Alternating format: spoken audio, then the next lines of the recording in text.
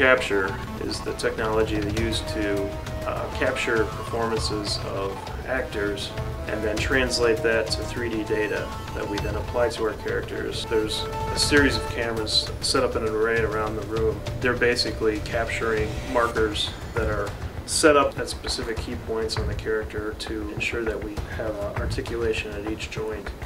That data is captured with infrared cameras that reflect back the information to the cameras, and then that data is triangulated.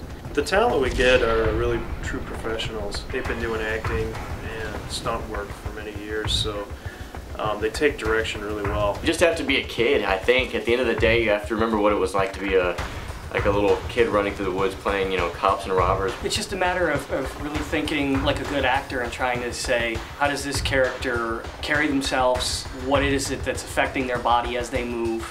And just trying to visualize yourself in a different set of bones and different skin. Forgetting what you look like, I think, is one of the greatest challenges that any actor for motion capture has, because basically they're just using your skeleton or your joints, and they're superimposing another character that probably looks nothing like you whatsoever. But I think once you see what the character looks like with your movements, that's a really big step for any motion capture actor to just realize that it's not you at all. So basically I give them an insight into the character that they're performing, give them a little background, who the character is, what the character means to the game. And a lot of times we just let talent perform impromptu and kind of freestyle a little bit.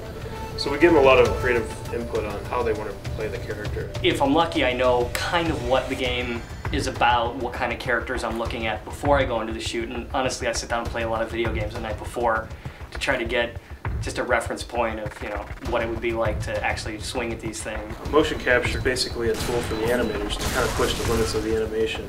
It gives us the fidelity, we get the subtleties of the motion. What we're able to do with it is push it beyond the limits of what a human can do. When you pick up a game today, the movement of it, the acting within the game, the characters themselves move and are so much more developed than characters that had been hand animated just in the computer from games, even a few years ago.